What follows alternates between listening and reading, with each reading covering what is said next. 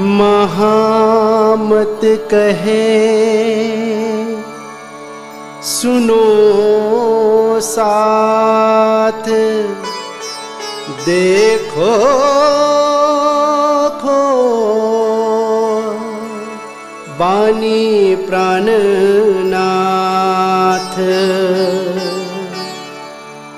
धनी ल्याए धाम से बचन,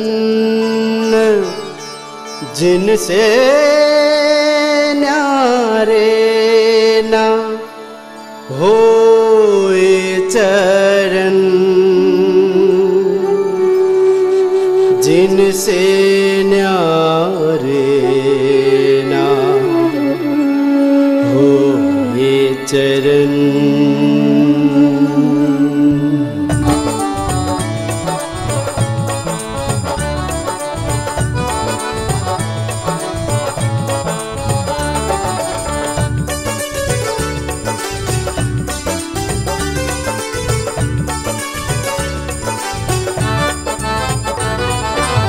पहले आप पहचानो रे साधो, पहले आप पहचानो,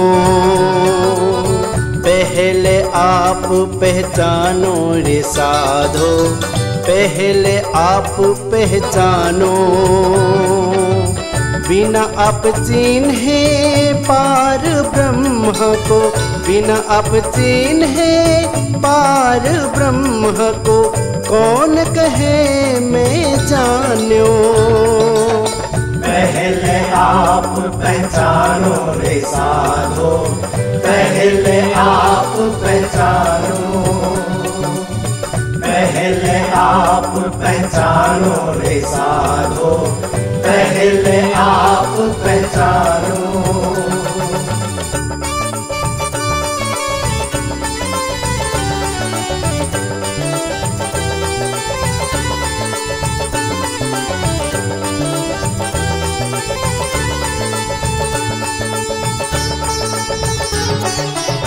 गुरु कंचन गुरु पारस, गुरु चंदन परमान। गुरु कंचन गुरु पारस, गुरु चंदन परमान। तुम सतगुरु दीपक भय, तुम सतगुरु दीपक भय, मोह कियो आप समान।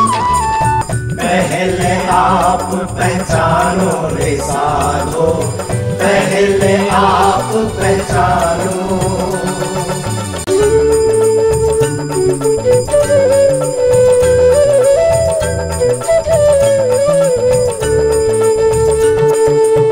हद पार बेहद है, बेहद पार अक्षर, अक्षर पार वतन है, अक्षर पार वतन है।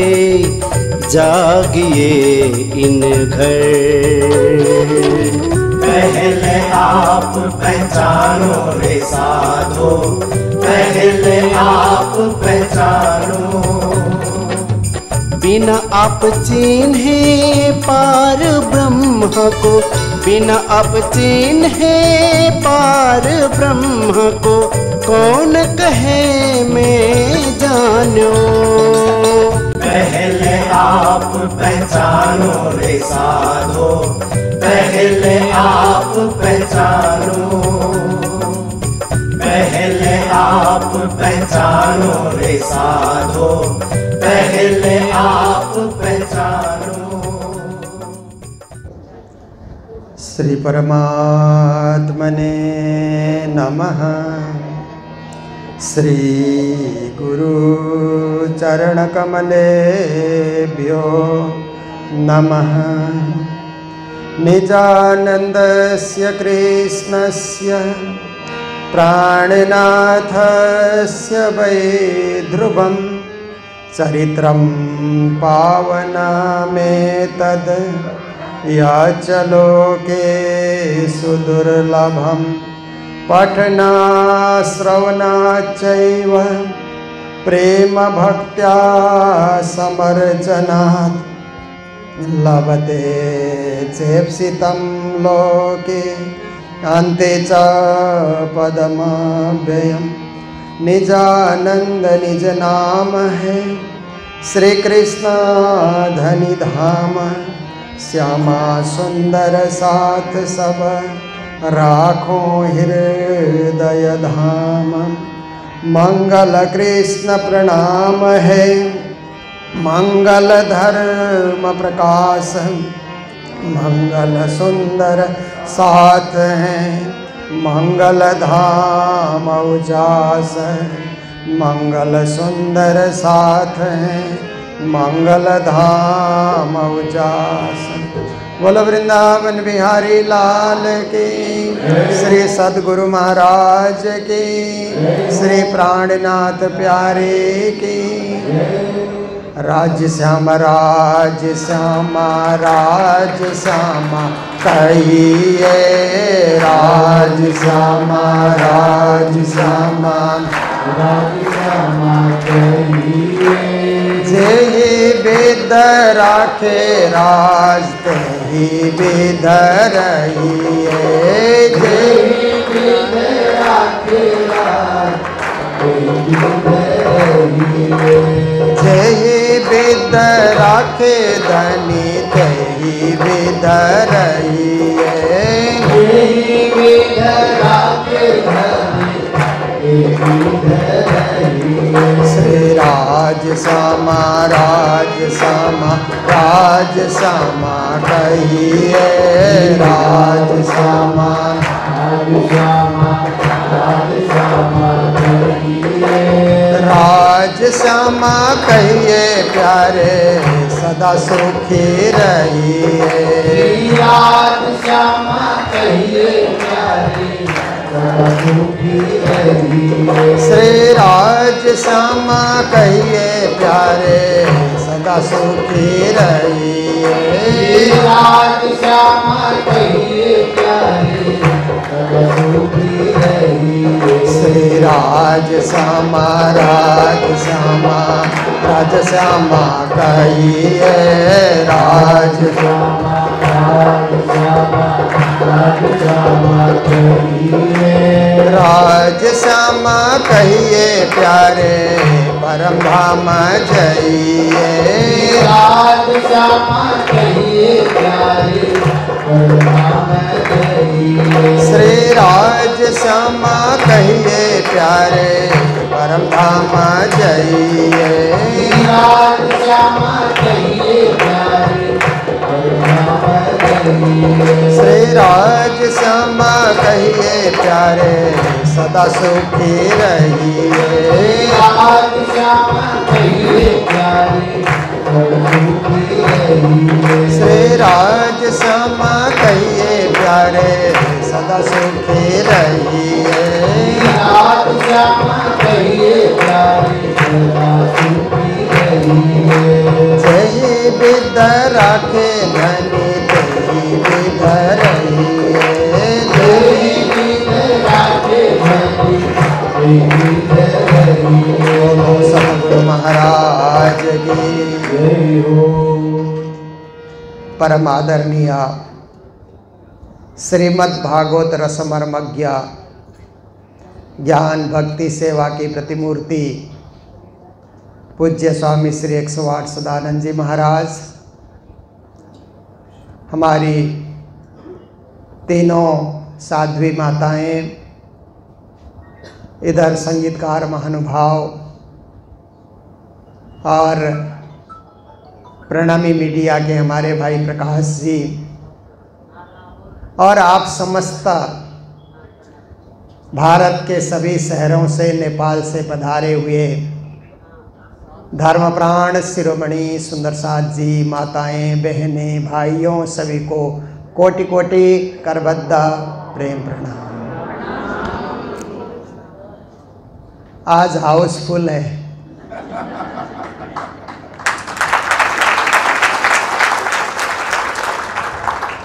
अब ये भी डर है कि उठने से कोई उस कुर्सी में आकर दूसरा न बैठे।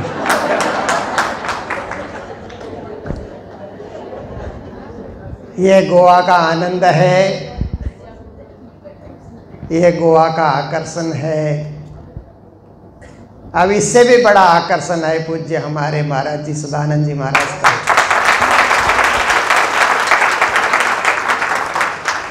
जहाँ भी जाते हैं मेला लग जाता है, जहाँ भी जाते हैं सुंदर साथ की मंडली खड़ी होती है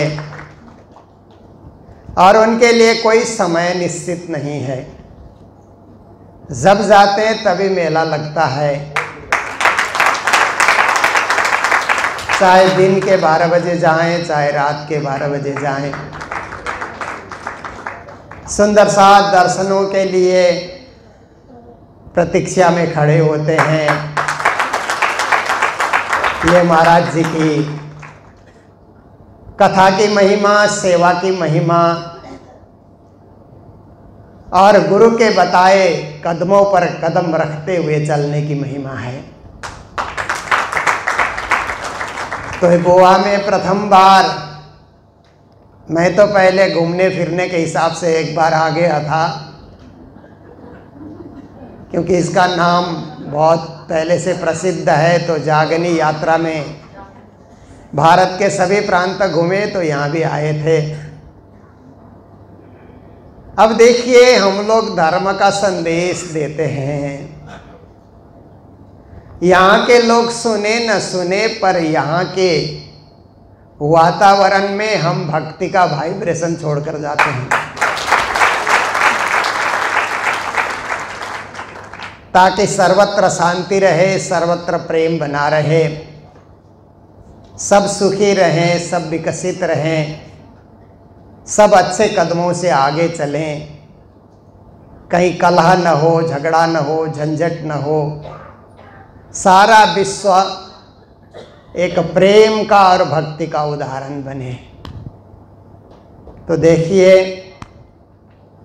संसार के अंतर्गत 3 प्रकार की तृष्णा होती है। एक कर्म तृष्णा, एक कर्तव्य तृष्णा, एक कृष्ण तृष्णा। देखिए, कर्म तृष्णा उसको कहा जाता है। कर्म तृष्णा के लिए बहुत ज्ञानी होना जरूरी नहीं है। कर्म किए जाओ, कर्म करो। देखिए, माताएं कितना मेहनत करती है ना। कर्म क्षेत्र में भी माताएं आगे होती है और धर्म क्षेत्र में भी आगे होती है। इसका उदाहरण तो यहाँ देखिए, 3 रो उन्होंने भरा, भाइयों के लिए 1 रो। अब जो आएंगे ना, उनको नीचे बैठना पड़ेगा। देखिए, माताएं सबसे पहले उठती है ना घर में, पूरा घर की सफाई का ध्यान रखती हैं, सबके लिए नाश्ता की व्यवस्था का ध्यान रखती हैं, खुद बनाती हैं या बनवाती हैं। श्री राज्य के पूजा का ध्यान रखती हैं कि राज्य के लिए भोग व्यंजन अच्छी तरह तैयार करें, साज श्रृंगार सुंदर ढंग से हो और प्रेम से गाते हुए हम पूजा करें। और दिन भर बच्चों का ख्याल रखना। और कुछ माताएं तो खुद व्यापार भी करती हैं। आजकल की बहनें तो बड़ी बड़ी कंपनियों में काम करती हैं, फिर भी घर भी संभालना, कंपनियों की जिम्मेदारी भी संभालना। भाई लोग भी बहुत मेहनत करते हैं। उठने में थोड़ा ही विलंब हो जाए, परंतु रात तक मेहनत करते हैं ना। जब निकलते हैं घर से तो दिन भर व्यापार में, बिजनेस में, नौकरी में, खेती में जो उन्होंने अपने भाग्य में पाया है, उसके हिसाब से दिन भर मेहनत करते हैं। कभी तो दिन में टिफिन नहीं पहुंचता है तो भी संतोष कर लेते हैं। कर्तव्य, ये क्या है? कर्म तृष्णा, इसको कहते हैं कर्म तृष्णा। कर्म किए जाओ, कर्म करने के लिए संसार में आए, इसलिए कर्म करना है। कर्म क्यों करना है? धन कमाने के लिए, व्यवहार अच्छा बनाने के लिए, सुंदर जीवन जीने के लिए, बाल बच्चों को अच्छी शिक्षा देने के लिए, इसके लिए कर्म कर रहे हैं। इसको कर्म तृष्णा कहा जाता है। कर्म तृष्णा में कहीं न कहीं स्वार्थ होता है, मैं और मेरापन तो होता ही है, पर उससे परे और एक और तृष्णा है जिसको कर्तव्य तृष्णा कहा जाता है। उसमें मैं और मेरा ही नहीं सोचा जाएगा, मैं और मेरा समाज, मैं और मेरा देश, मैं और मेरी मानवता। देखिए, उसको कर्तव्य तृष्णा कहते हैं। हमें कर्तव्य करते जाना है।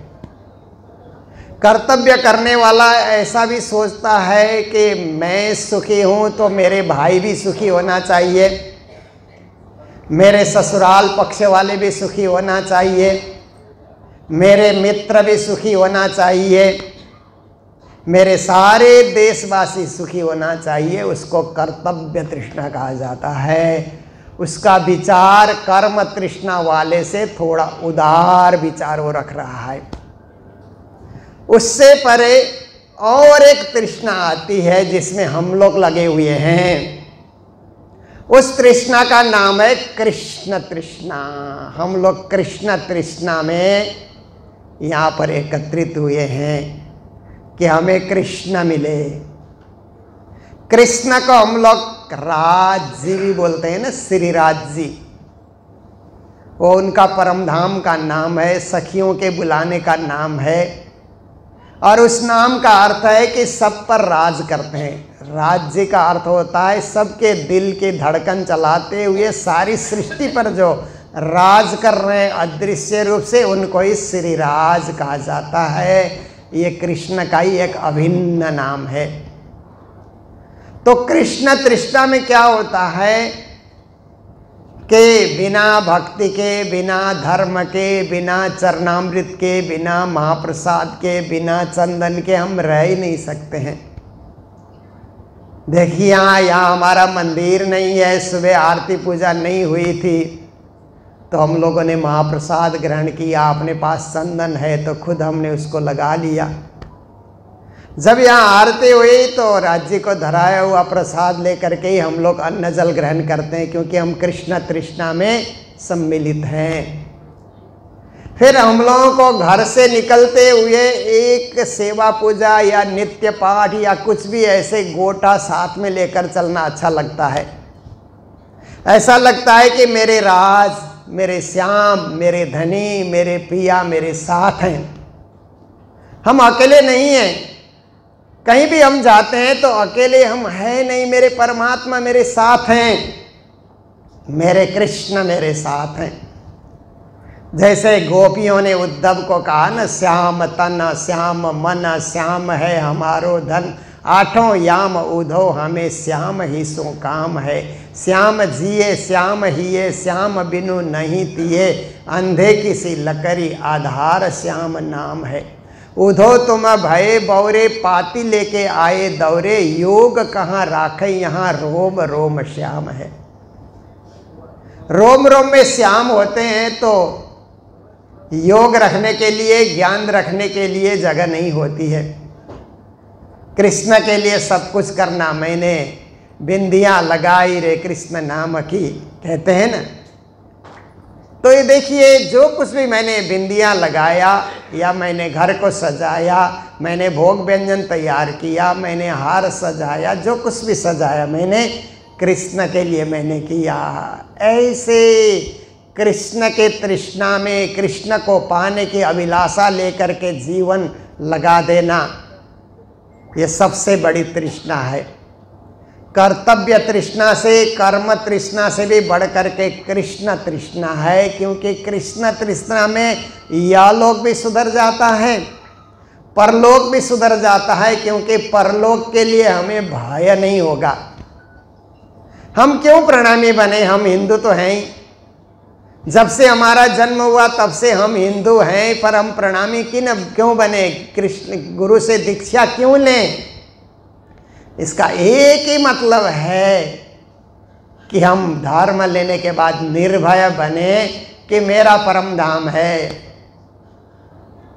मेरा अपना धाम परम धाम है, श्री राज्य का, श्री कृष्ण का धाम है, इसलिए मुझे किसी चीज़ का भय नहीं है। भय में सबसे बड़ा भय मृत्यु का भय होता है, वो भी हमें नहीं है, क्योंकि इस घर से और आगे एक दूसरा भी घर है। कहते हैं ना भजन में कि एक घर और भी हमने कृष्ण की भक्ति करके समझा पाया।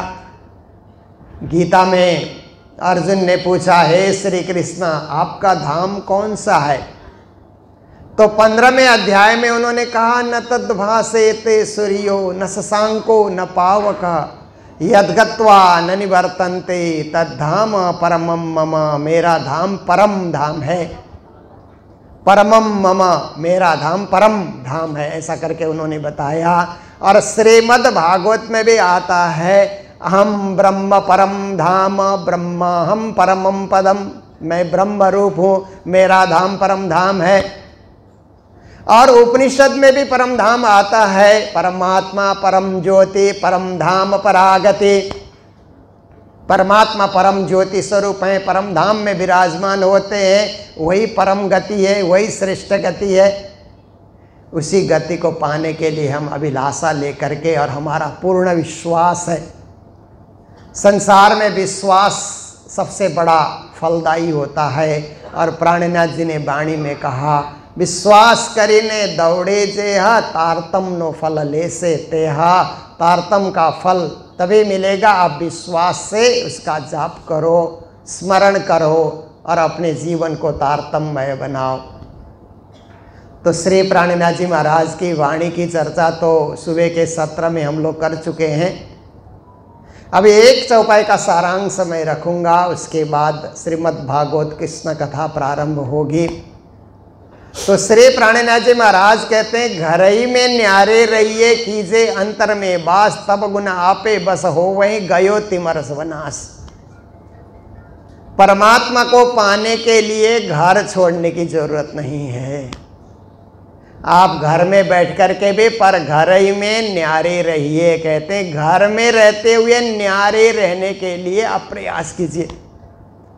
माया में रहें और न्यारे रहें, ये कैसे संभव है? कीचड़ में जाएं और कीचड़ न लगे, ये कैसे संभव है? पर एक कमल का फूल तो कीचड़ में ही होता है, उसमें कीचड़ लगता नहीं, फिर कितना स्वच्छ और पावन होता है।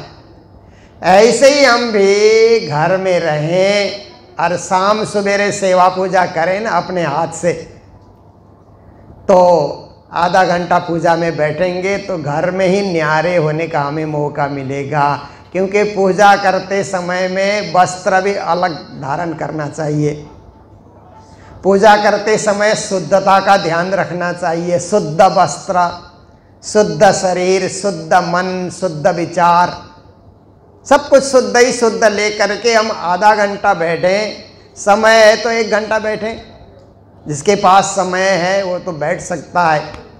समय कम है तो हम आधा घंटा बैठे, प्रेम से पूजा करें तो घर में रहते हुए न्यारे होने का हमें मौका मिलेगा। परमात्मा की भक्ति में ऐसा हम डूब जाते हैं, ऐसा अनुभव होता है कि हम तो परम धाम में ही सेवा कर रहे हैं। तो इस तरह से पूजा में संलग्न होने से घर में ही अलग होने का हमें मौका मिलता है। और दूसरी बात है कि घर में ही हम पारायण पाठ शुरू करें और आधा घंटा हम पारायण पढ़ें। रोज़ पारायण पढ़ने का हम क्रम जारी रखें। आधा घंटा प्रेम से वाणी का पाठ करेंगे तो घर में ही न्यारे होने का हमें अवसर मिलेगा। कहीं जाना ही नहीं पड़ेगा पारायण पढ़ने के लिए। तीर्थ में जाएं, कहीं मंदिर में जाएं, कहीं और जगह जाएं, ऐसे जाएं तो अच्छा है। परंतु घर में भी हम न्यारे रह सकते हैं, घर में भी हम अलग हो सकते हैं। फिर आगे कहते हैं कीजे अंतर में वास, अंतर आत्मा में आप वास करना सीखें। हम तो अभी शरीर में वास कर रहे हैं ना, शरीर में अभी हम जी रहे हैं, हमारा शरीर चल रहा है, इसके हिसाब से हम चल रहे हैं। और कभी कभी मन के हिसाब से भी हम चलते हैं। मन के हिसाब से चलते हैं तो क्या होता है कि मन कहेगा कि चलो फ़ोन की घंटी बज गई, बाहर निकलो, फिर अंदर आएंगे ही नहीं, मन आने ही नहीं देगा। फिर ठीक है, बाहर से भी तो सुनाई दे रहा है, सुनते रहेंगे, फिर फ़ोन आता रहेगा, फिर बातें करते रहेंगे। तो मन के हिसाब से हम जिए। पहले तो शरीर के हिसाब से जीना हुआ, फिर थोड़ा आगे बढ़े तो मन के हिसाब से जीना हुआ। कभी हम बुद्धि के हिसाब से जीते हैं, बौद्धिक बातें करते हैं, लोगों के बीच में अपना बुद्धि का जो है व्यायाम हम करते हैं, बुद्धि का परिश्रम हम करते हैं, लोगों के बीच में बातें करना। कुछ लोगों का अभ्यास होता है ना कि जहाँ भी जाते हैं लोगों को कुछ ना कुछ सुनाते रहते हैं, बुद्धि का व्यायाम हो जाता है, उनका बुद्धि का अभ्यास हो जाता है। पर प्राणनाथ जी महाराज कहते हैं इससे भी परे आत्मा है और आपको आत्मा में वास करना है। कीजिए अंतर में वास, अंतर आत्मा में आप वास कीजिए। कैसे? हम आत्मा हैं, परमात्मा मेरे मालिक हैं, वो आत्मा परमधाम से आई है, उसको परमधाम में लौटाना है भक्ति के मार्ग से। इस सोच में हम लोग जब खो जाते हैं तो आत्मा में हमारा निवास होता है। तब शरीर का ध्यान भी नहीं रहेगा, उस समय मन का ध्यान भी नहीं होगा, बुद्धि भी क्रियाशील नहीं बनेगी, आत्मा क्रियाशील बन करके परमात्मा का स्मरण करती रहेगी।